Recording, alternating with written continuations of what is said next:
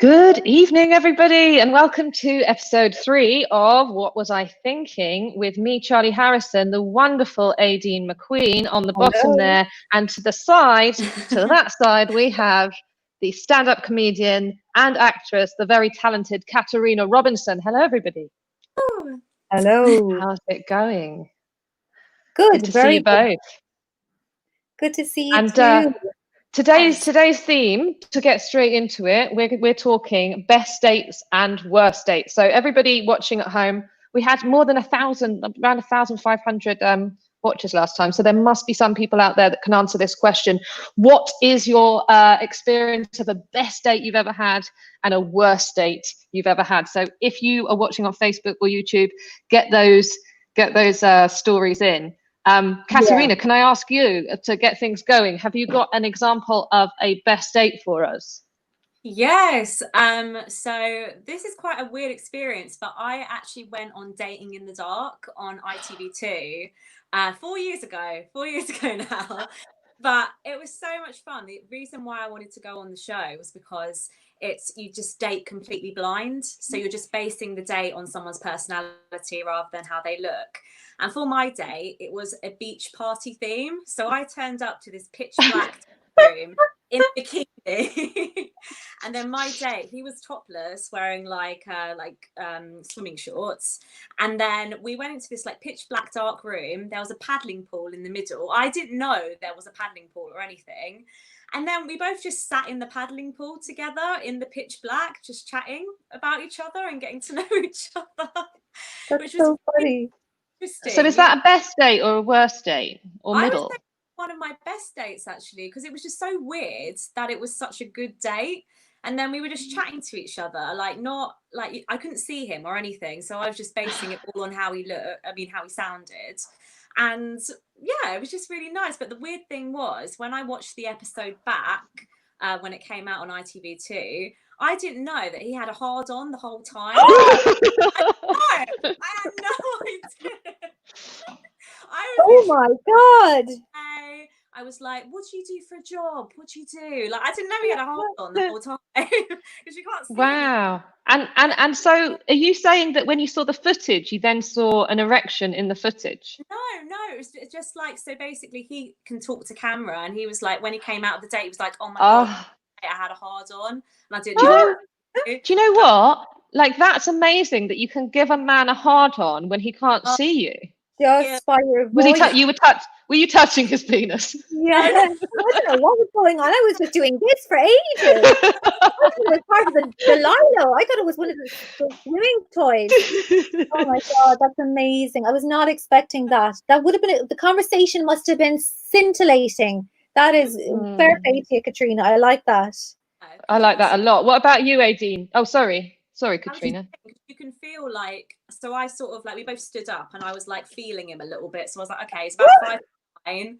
He's got kind of broad shoulders. Okay, so like you sort of get an idea of how they look, but still you're basing it on like their voice. So it's fun. And would you recommend that concept? Like, I mean, did you find love through the show?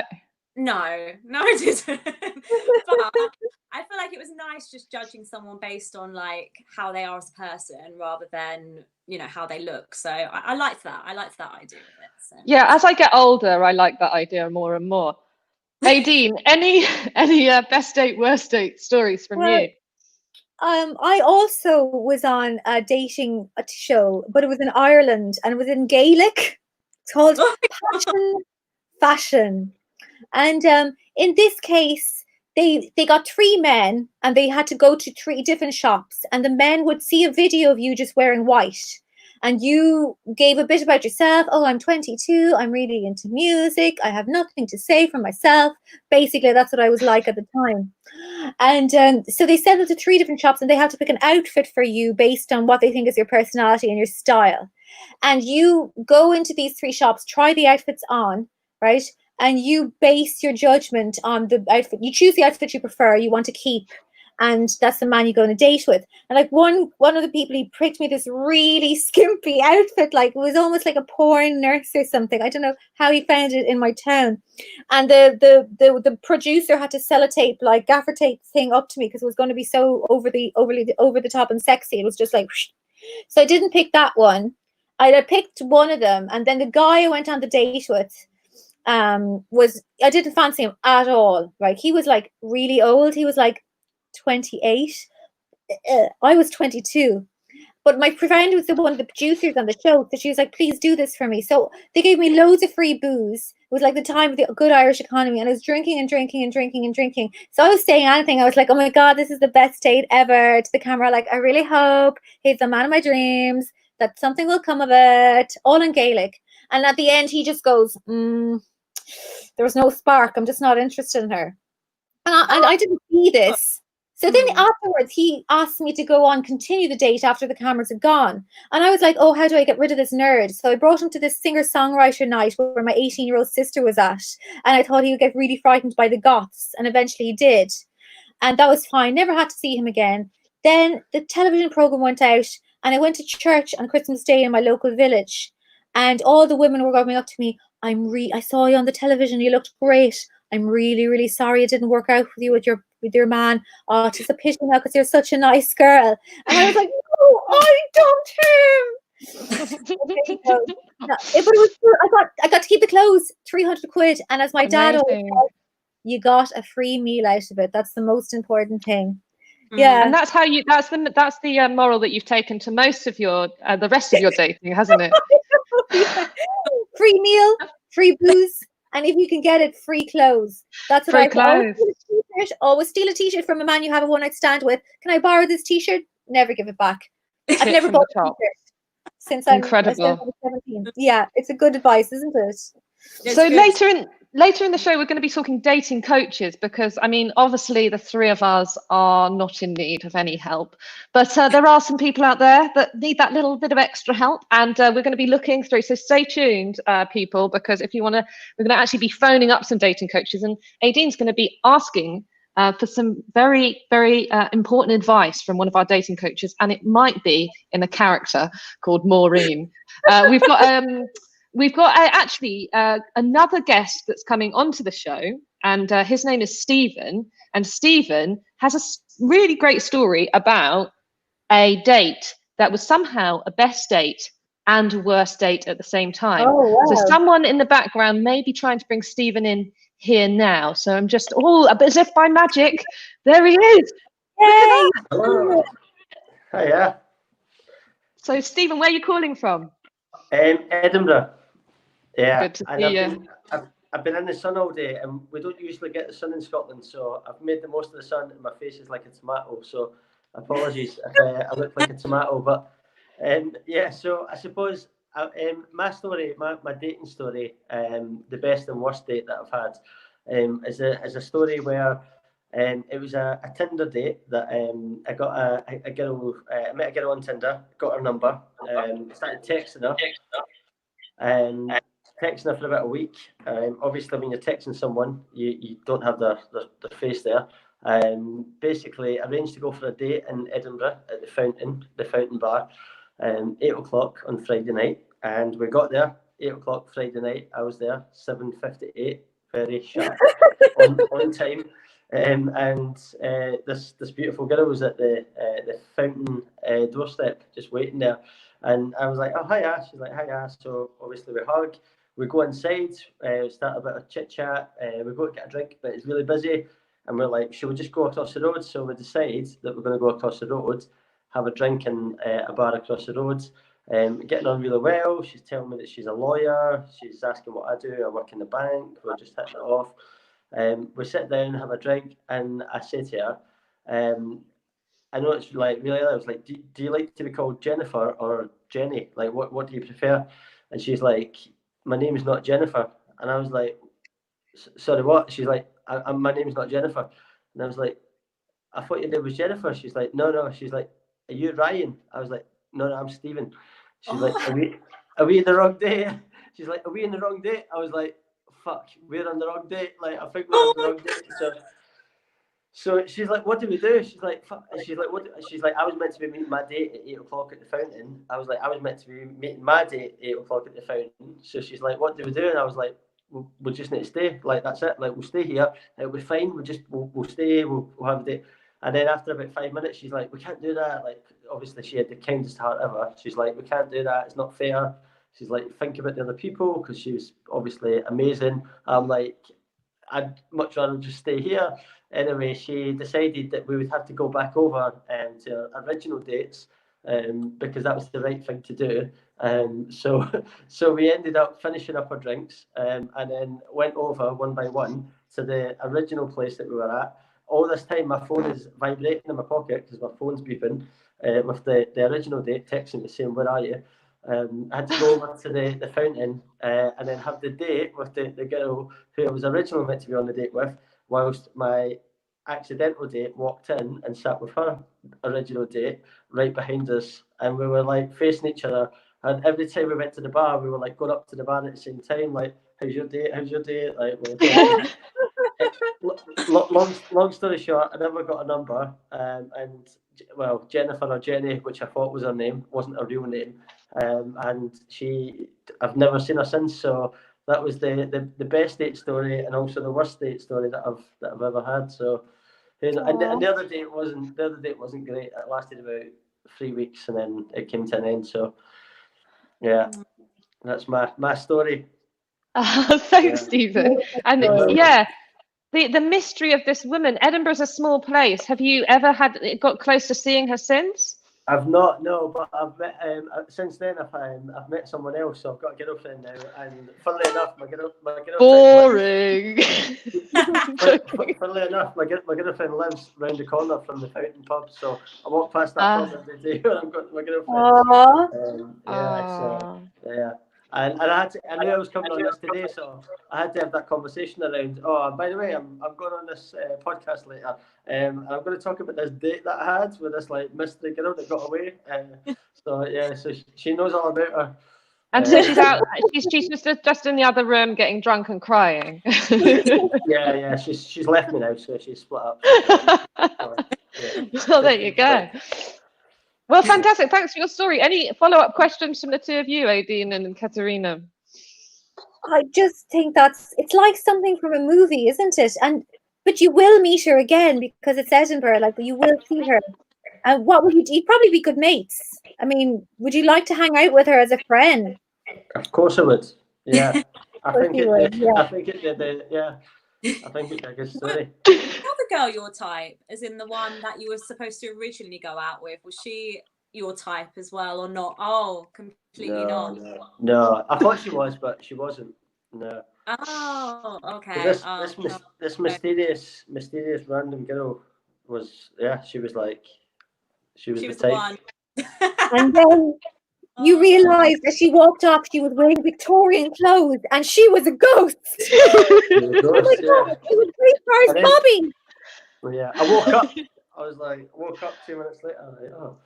Yeah, it's a buck fast, man. But one last question, right? You obviously saw Jenny/Jennifer's photo, and she saw your photo. And so these guys must have looked. There must be a couple that look quite like the two of you. Like, she must have looked enough like the photo of Jennifer for you to be like, oh, Jennifer. Or is it just any good-looking woman you go up to them and be like, oh, Jennifer? Sometimes it works. So she looked a little bit like the girl that I was meant to be seeing. However, the guy that she was meant to be seeing, he was like 6'5". I'm fucking 5'10". I was like, he's muscly, I'm skinny. I was like, how the fuck did you think that I was him? Like, I don't know how. Like, I'm looking at him and I'm thinking, how can you get that wrong? Like, at least I was like, oh, maybe it could be her, but yeah. So I don't. Just goes to show how differently people make their photos, doesn't it? Literally, it's like you could turn. Maybe it was like the previous story where it was a blind date, and it was you just have to go to see the person. Oh, it's so funny. I think I'm going to do this from now on, guys. I'm just going to walk up to every handsome man I see, give him a hug and say, Dan, so nice to see you. It's got to work the 272nd time. It's got to work. And what a Yeah. story. I actually would say for a chat up line tip from the top that when I was a bit younger and out in a bar with my friend Bex, she was like, "Oh, let's go and talk to those guys," and I was like the bolshy one, and I was like, "Oh, this is a great way to do it, Bex. You just go up and you go, 'Excuse me, are you Dan?' And then they're not Dan, but they go, 'Oh, cool,' and then you're talking, and then we've pulled, Yeah. right?" So I remember once doing that with a couple of guys and being like, "Are you Dan?" And he was like, "No, it's Mark. Nice to meet you." I was like, "Okay, cool." And then later we were talking to the guys about chat up lines, and we were like, spitballing, "What's a great chat up line?" And he was like, "How about, 'Are you Dan?'" And I was like, "Yeah." It is I was classic. like, Mixing you up. Were you on holidays in Ibiza in 2018? You're very familiar. yeah, Yeah. most I people were. remember you. Really remember good looking face. I think Yeah. We're gonna love you and leave you. Oh, sorry, Katerina. if you meet up at like a popular place, like you could end up just meeting the wrong day. Like I've had it where someone said to me, "Oh, my car's parked here. Meet me at my car." I don't know what their car is, and I've walked up to people's car before, being like, "Hey, you my date," and then it's not, and I have to go to the next car. Or something. It can happen. I can see how it would happen. There are dating hotspots for sure where with your and my style, Adine, of just going up to people and the best looking one.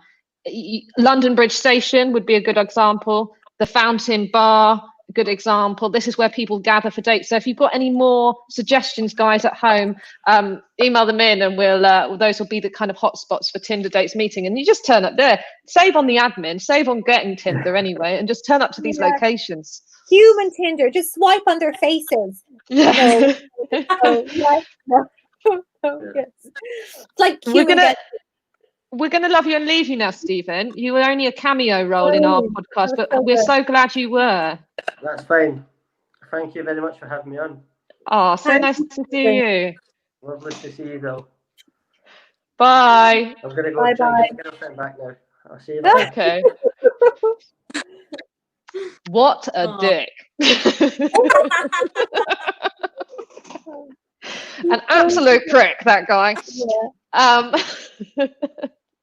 So that's good. I've got a next question for you guys, which is, have you ever? And this is a topic close to my heart. And people, please bring in your experiences too on Facebook and YouTube. Have you ever been a secret girlfriend, Katerina? Have you ever been a secret girlfriend? Okay. Oh. I wasn't aware I was the secret girlfriend, but I feel like I was. So basically, last year I went to my cousin's hen do and ended up sleeping with her butler in the buff that she had for her hen do. Oh. Each other. And then after that happened, he said to me, "Oh, we should meet up sometime. Like, let's exchange numbers." So I said, "Okay, cool." And then literally a few weeks later, he invited me to a festival in Bristol. And he was like, "Oh, do you want to come? I'll pay for your ticket up. I'll pay for your festival ticket. I think it will be a really nice first date." And I said, "Okay, yeah, that sounds really fun. Definitely, let's do it." So I went all the way to Bristol, bearing in mind it takes about 3 hours for me to get there. So I got to Bristol, he picked me up, and then he said to me, "So just before we get to my house, I was going to tell you this over the phone, but I thought you wouldn't want to come down and see me. So I'm going to tell you now, my house that I have, I still own it with my ex-girlfriend. She doesn't care, we're not together. However, she sometimes likes to pop by now and again. So if she does pop by, whatever reason, would you mind hiding?" He actually asked me to hide. And then he said, hot. preferably in the garden if you're going to hide anywhere. He actually said that to me. And like I started laughing out of the like ridiculousness of it, because I just thought that's not true. That can't be right. He said, "No, seriously, like it's just like we've only broken up recently. And also I'm going to leave your stuff in my car. So if she does come back to the house while we're at the festival, she won't be able to find your things." And like as the night went on, I was like, maybe I am like maybe not a secret girlfriend, maybe the side chick, maybe a side chick. Maybe it's like never has anything been more clear. Because we all know the butler in the buff is very trustworthy. They never meet women. They're not like these, like they're not notorious for having sex with people. I once slept with slept with a married man, and he was very honest about it, to the point where this is a guy, he looked like a fat version of Gene Wilder with black hair. A very, very low moment for me. I was doing a lot of drinking at the time, and went back to his, and the next day he was like hurrying me out, right? And then I went out. I'd done a gig before that night before, and I left my bike outside, and I got out, and my bike was stolen. And my bike is like, I've never loved a man like I've loved that bike, right? So I go back into the house, and I'm like distraught, and I'm like, my bike's gone. Like, I need to sit here and work out what to do because my bike's gone. And like, here's this man just like, no sympathy at all, just panicking that his wife's going to come back. And I'm like, he doesn't give a shit about the bike. Well, I don't give a shit about his wife. I just care about my bike. So I'm sitting there like using his phone. He's like, can you just like leave? And I'm like, but my bike. Anyway, yeah. Aideen, any times you've been a secret girlfriend, or have you ever had a secret boyfriend? In fact, Well, I've been a secret girlfriend, all right. I went on a date with this French man a few years ago. I have quite good French, so he was like, tu parles français, right? And he was just speaking really quickly, and I caught, like, I would say 85% what it was he said. And I'm pretty sure he told me that he was married, but that he didn't sleep with his wife anymore, or something like that. But I didn't really catch it. So then, like, every time I would go over to his house, I remember once I got like, I put a scented candle on, and he freaked out, like, what if anyone smells the scented candle? I'm like, that's the point of a scented candle, Stefan. And then he was the one who like, I got some hairs on the bed, and he freaked out. And then he was like, no, it's fine. It's fine. My cleaning lady also has blonde hair. It's fine. It's fine. You know, he was, and then his son was coming over to stay for a bit. And then he said to me, it's fine if my son sees you because he won't tell my wife. And then I was like, what? But you know, of course, how did I not know all that time that I was his mistress? And yeah, go on. Sorry. I remember he did love his favorite play was a play by this man called Sacha Guitry, this French writer. And his favorite quote was, when a man marries his mistress, he creates a vacancy. And he would laugh and laugh and laugh at that, right? Yeah.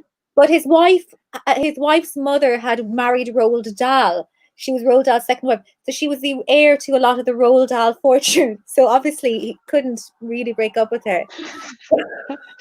I've got an email in here, by the way, from Jim Quinn, and it's a worst date story. Sorry to cut you off there, Aideen. No. Love the French story, but this needs to be written read out from Stephen Quinn. Stephen Quinn. I went to the Greyhounds at Brighton with my date. It was going well. Then her husband turned up, and she wanted to go to the hotel for a threesome. I have never been to the Greyhound since, but the question on everyone's lips, Stephen, is did you have the threesome? I think he's watching. Do answer that if you can. We'd love to hear about whether you had a threesome or not with this. Have you ever been asked to have a threesome, any of you guys? Yeah, no, I've been asked a few times to have threesomes. Actually, this was a really weird one, actually. So I was doing a stand-up gig, and it was a husband and wife watching. And then afterwards, they came up to me after the gig and were like, oh, we loved your set. And I just thought they were being nice and just saying like, oh, special. They kept chatting to me. And then I noticed they were both getting a bit flirtatious with me. And I was like, okay, come on, like, what's going on, kind of. And then they said to me, oh, would you be up for coming back to ours for a threesome? And I was like, no, I'm good. Like, I've always seen it as a bit of an insult to be asked. I've been asked to be in threesomes many times, but what they're really saying is you're not threatening enough to our relationship. And I would like to be considered threatening to your relationship. Yeah. Thank you very much. So I will not be having a threesome with you. Never been asked to be in a threesome, guys. Just saying it now. I've so been asked to do them. I've so been asked to do them. I never thought of it like that, Charlie. It's so true. Oh my God. After a gig, it's the last thing you need to do. Like, what do they think you're going to make jokes in the bedroom as well? Oh my God. We're going to talk dating. Oh, If you look, Stephen Quinn's come back in and he said, oh my God, sorry, I did not. So many people have stories about how they almost had a threesome. It's like the most common story. Not enough people have stories about having a threesome. Go back out, have a threesome, Stephen, come back next week and tell us about it. We prefer that. COVID only have a threesome, but at 2 meter distances. So however you manage to do that, which is sure it's possible. Yeah. Yeah. They're 2 meters long. Yeah. Like instead of using a dildo, use the end of a broom. It feels quite old-fashioned, that threesome with a broom, if you get a broom involved. Korean threesome, the end of a broom, because we may not touch, but we want to have the fuffalock. So Steve Quinn did have a threesome in Cuba. Oh, showing off now. Oh, I had one in Monaco. So there. In Cuba, they share everything, including sex, because it's a communist country. Okay. Amazing. We're going to talk about dating coaches now. We've been doing our research and together about dating coaches, and we found some dating coaches to answer people's problems. Katerina, what's your view on dating coaches? What are you thinking about them? I actually like a dating coach. I feel like they can help you with certain things. I mean, I've never actually been to a dating coach myself, but I have actually been to a dating seminar, which was kind of like a seminar with like so many women. There was loads of us there, and like, yeah, I feel like it gives you some sort of reassurance, maybe, that you're going in the right direction. And yeah, I'm for dating coaches. I think give it a go. Why not? Yeah. Aideen, any thoughts? I think it's difficult to know, because I'm jealous of people who are dating coaches, because how do you know you're good at being a dating coach? Because surely the more experience you have in dating shows that the worse you are, if you know what I mean. If I said, I've had a relationship, I've had 1,000 of them. Like, that doesn't sound good, does it? But on the other side, it depends on your end goal. If your end goal is just to have a wonderful life full of beautiful dates, you're doing really well. I am actually. Do you know what? I am. Yeah, dating coaches could be good, and people could be doing something. Like I had one friend, and she used to just always make this face. No matter what she said, she just go like this. And I'm like, I'm sure on dates, that look is just going to put men off. And she was really attractive, but she'd go, can't ever find a guy. Do you know what I mean? I feel like when we were in Dublin, your sister or someone taught me to, if you're flirting with someone, to just stick your tongue out. Oh yeah, do you remember that? Yeah, that's really effective. Little bit. What do you think? Sexy, huh? Men are just subtly, just as you're smiling. Anyway, we've got some dating coaches to look at, and we're actually going to give one a call. Let's have a look, see if we can see our dating coach number one, and see if we think we like the look of the cut of his jib. Hello, Matthew Hussey. Katerina, will you read this out for us? Yes. Okay. Matthew is a genius whose magic needs to be shared with the world. His incredible understanding of love and relationships makes him the absolute best love guru. And that was said by Eva Longoria. That's a bloody good reference. Yeah. I would give away some of the secrets, but thanks to Matthew, I'm far too busy making rock stars fall in love with me now. Oh, wow. And quite frankly, I could do without the competition. And that's from Alison Tay, Now Magazine Sex and Style editor. Wow. So he's not cheap, is he? 1 hour session at 10,000. That's Jesus Christ. Like, so for getting that for 1 hour, I'd want them to say, okay, this is the man you're going to marry. This is also the wedding. Well, for that amount, like, God. Yeah, this is the nanny for the children. Yeah, I would just hire a really handsome man to just follow me around all the time. I would hire like maybe a Polish guy. He could do it for me. Maybe he could do it for a cheap price. Get a deal. Like, you could buy a boyfriend for that much. Let's look at dating coach number 2. James. Aideen, you read this out for us. Help you find love during the pandemic. I can't recommend James Priest enough, whether as a dating coach or if you want to get your ex back too. Ooh, and that's a quote from nobody. That's a quote from himself, I presume. A 15-minute advice session costs 50. So he's Much still cheaper. cheaper, but a lot more expensive than me. How much? What are your rates? I'll do anything for 100 quid. Very good to know. So Nadine's let the internet know. Please, if you want Nadine to do anything, just type in the comments. She'll do anything. Yes, anything. For 100 quid, including getting a tattoo of your choice. So just keep the suggestions coming in. It has to only take a day, by the way, as well. Okay. Wow, that's quite a long time. I wasn't expecting that. Dating coach number 3. Let's have a look. Dating coach number 3. Wow. Okay, is not enough. Okay. Thomas, I like this guy. Shitorka.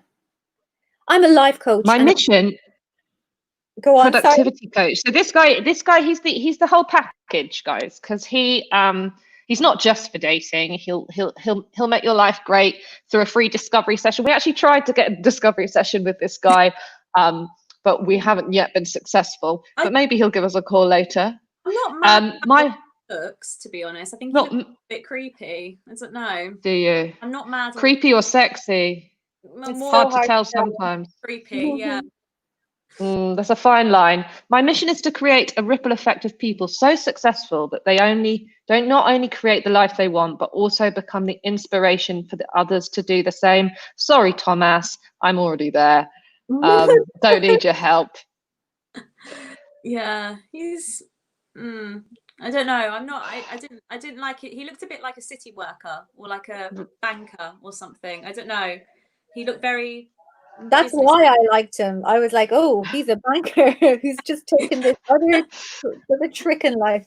She's gonna help you. So we're actually gonna. Aideen did some work calling a dating coach actually earlier today. Do you want to tell us a little bit about that, Aideen, and then we're actually going to play the recording? Okay, so I googled a few dating coaches, and I forgot that it was Sunday, so a lot of people aren't answering the phone. But I eventually got one guy called Michael, and he was really nice. And I just, I didn't quite ring as myself. Let's say I kind of channeled the personality of my mother trying to be woke in this conversation. So if you can imagine Maureen, yeah, that's what I did. Let's have a listen.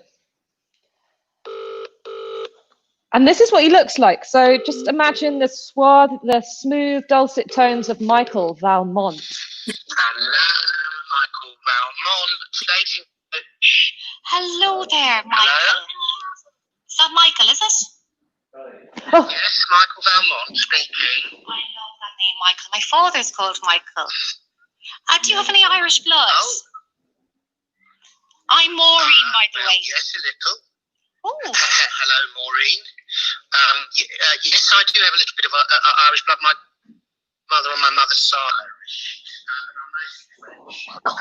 Valmont's French name, and also a little bit English, but I don't really talk so much about that. Now, how can I help you, Maureen? Well, okay, so I want a bit of help with the dating world, as you can imagine. I am single. Or as I prefer to say, in between boyfriends. But I have met somebody now, loads in common, almost thinking the same thoughts. We do the same things. We know each other so well. It's very instinctive, very natural. And it's just really, really perfect. But I need a bit of advice because it's a little bit different from the usual situation. Right, well, that's what I do. That's what we do.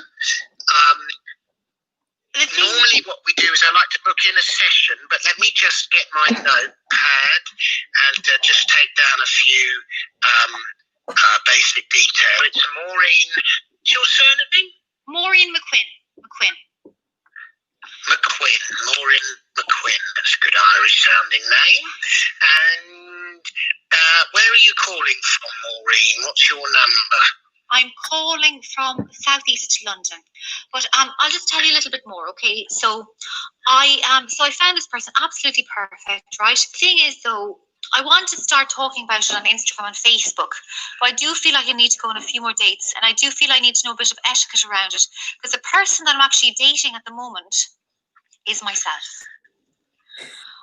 I read that Emma Thompson article, and I just thought, wow, I need to romance Emma myself. Thompson or Emma Watson? Emma Watson. You read it as well. Emma Watson. Emma Watson, yes, I saw the same article, the whole self-date thing. Yes. It's sort of very vogue, very now. I'm not sure quite how sustainable it is, but yes, go on, carry on, Maureen. So I'd like now, basically, I just really feel that I need to romance myself. I'd love to come out on Facebook and Instagram and say that I'm doing all these wonderful things with myself. I'm taking myself for a picnic, but I just kind of need a device. They're not on the kind of fiddly diddly bits, not on the, you know what I mean? It's not like that. It's a very, very mature and kind of pure relationship that I have with myself. But I want people to give me respect for it. You see, I've come to this stage now. I'm 37 years old. In the last 5 years, almost all of my friends have gotten married. Every weekend I've gone to a wedding. It's 150 quid for the present. It's 100 quid for the dress. It's 150 quid for the fake tan, the hair and the nails. And then it's a good few pounds for the morning after pill as well. And then where are you? I shouldn't have said that. Sorry, I'm just getting a bit angry. I'm absolutely broke. But I want to have my day out. I want to eventually be able to marry myself and have everybody I know come and give me gifts and look horrible just so that I can have my day and be beautiful. Do you know what I mean? Do you know what I mean, Michael? Well, yes and no. I sort of do. Can I just take your number, Maureen? I'll give it to you in a minute, but I just wanted to ask another few questions. Now, what about marriage coaching? The thing is, I would hope eventually to marry myself. But not only that, I would hope to have a baby with myself. Now, I'm not talking about an actual child, but I'm talking about an inner child. I would like to have a baptism for my inner child and have people bring my inner child presents so that I would get all the things that I didn't have as a little girl. I would get them now as an adult. I've spent so much money on all my friends' little brats. What do I get in exchange, Michael? Maureen, I hear that things are going a little bit difficult. I'm really sorry. I'm really sorry for wasting your time. This has been a joke. I'm sorry. I can't keep going. Bye-bye. Nadine McQueen, ladies and gentlemen, I'm thinking this prank calling thing is your calling. Well done. Loved it. Oh, his face just did not match his voice. No, not at all. No, his loved face was him. like gorgeous, and his voice was like kind of 1980s caricature in a sitcom. Like, oh, yeah. Are you served? And I love the way you just kept on batting off the getting your number. Yes, we'll just get into like just very good at just not giving him your number. Yeah, that's probably, you know, one of the top tips I'd give you for dating. Give your number out more readily. Yeah. That's a good deal to have in a bar, like when you meet a guy in a bar. Yes, I'll give you my number in a minute. So anyway, Yeah. Let me tell you about my inner child that I want to have a baptism for. Playing hard to get, but you're able to talk about your own shit as well. Yeah, it's good. I think I particularly like the way that the conversation went when you started talking about having a baptism for your inner child, which is probably like a sentence that only the like criminally insane might say. Yeah, as soon as I said that, I was like, I can't do this anymore. It can't get weirder. Fantastic. Thank you so much for your prank call. Next month, if you've got any suggestions, audience, for next month you want us to prank call, we'll be making more prank calls. We're going back to the 90s. This takes me right back to school, this does. Taking prank calls. We just used to call up like carpet shops, and just it was not as good as this. We've evolved it, and this is much better than the ones we used to do. We used to just phone up from the payphone at school and just be like, I've got crusty feet, and then laugh for ages. It was very basic. This has turned into a much more sophisticated process with you. So dating, I need to work on my inner child. I only found it out in the middle of the flow of the conversation. And then you hung up, did you? You didn't get any phone calls back or anything from the man? No, he didn't have my number. Oh, I loved it. Emma Watson. Emma. Yeah, I think you mean Emma Watson. I know. Very good, Maureen. So we're gonna wrap up the show in a minute, but we're just going to talk about dating coaches. And you know, I think a lot of us, well, the three of us have had a fair, hope you don't mind me saying, a fair few experiences dating. some might say we're highly experienced in the world of dating. So who better to ask than ourselves, our top tips, our tips from the top for dating. Katerina, if you were a dating coach, what would be your tip from the top? I would say dating is a bit like going on an audition. You don't want to come across like too desperate, you know, but you also want to be right for the part as well. But, you know, you also want to sound like you don't need the person too much as well. Like, I don't need this, but I'm here. So I would say be yourself. Don't be desperate. And don't be a dick. Don't be a dick either. There you go. Don't be desperate. I'm just writing these down. Thank you. Don't be desperate. You've got to be yourself and don't be desperate. What if yourself is desperate? Just asking for a friend. So you need to change yourself. Okay, change. Self, thanks very much. Dean, tip from the top. If you were a dating coach, what would it be? I think it's the same thing. Kind of be yourself. Like, because it's like we put our best foot forward in dating. I think you should put your worst foot forward, because then things can only go up.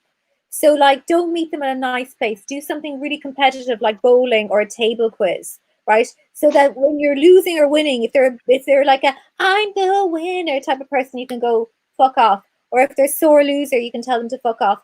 Just wear very little makeup, your hair really scraggly, and then every subsequent date, if they keep liking you, do one thing that improves it, do another thing that improves it, and then do one more thing that improves it, and then never improve it again. But it's in their head that this relationship keeps getting better and better, because they're going to see that bad side of you anyway. So you might as well get it out early, I think. Very good. That's actually quite Awesome. a good tip. Usually when you get in a relationship with someone, you go with your best self, and then you get like less good looking through the relationship. So Yeah. if you're ugly and you get better looking through the relationship, He's like, wow, this will keep happening until she's 80. Yeah. Yeah. Awesome. My one is, if you're going on a date, this is exclusively for cis. Because sorry if this is conversation has been quite heteronormative, but this is for cis women. If you're going on a date, if you're a cis woman and you're going on a date with a man, remember to talk about cryptocurrency, Wim Hof, or mixed martial arts, or motorbikes, or maybe drones, because these are the things that men like. And if you show even a little bit of knowledge in them, they think you're not like other women. And who wants to be like other women? Am I right? I'd add to that list. The film Scarface and The Godfather. Any of those movies. Men love those movies. Men love the Scarface. Yeah. They love Godfather. Scarface. Yeah, even if they take cocaine once, they will really relate to Scarface. So stupid. I hate that film. But I pretend. I mean, it's my favorite film. It's my favorite film. It's like that, isn't it? I'm saying like FIFA, Xbox. Yes. Yep. Men like FIFA. I know it well. That's They why do. it's out. So yeah. So that's great. Basically, so I think we've come to a great conclusion here.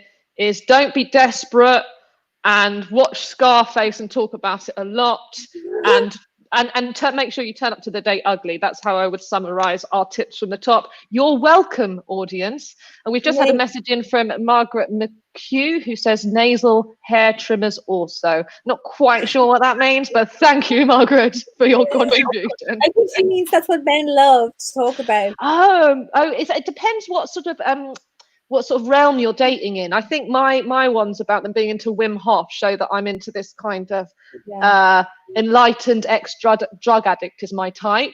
So that's why I like, Wim Hof is this ice man who likes to go for showers in the cold. And if you just mention him, amazing.